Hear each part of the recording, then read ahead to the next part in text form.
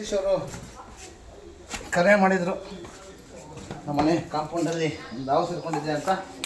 ಇದು ಬಂದು ವಿಷಪೂರಿತ ಮರಿನಗರ.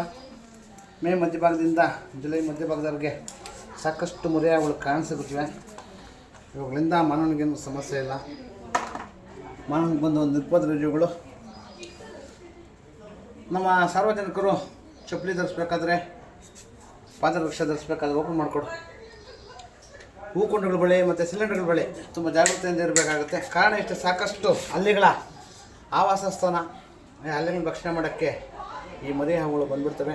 ದಯವಿಟ್ಟು ಅವುಗಳನ್ನು ಸಂರಕ್ಷಣೆ ಮಾಡಿ, ಪರಿಸರದ ಸಂಪತ್ತನ್ನು ಕಾಪಾಡಿ.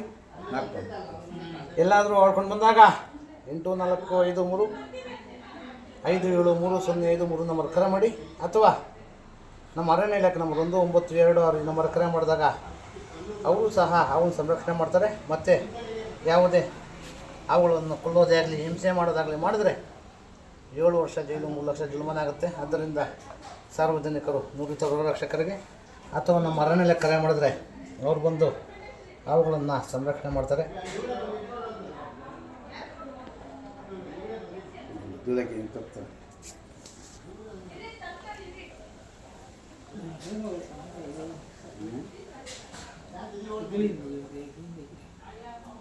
ಕೊಡಪ್ಪ ಮುಚ್ಚಳ.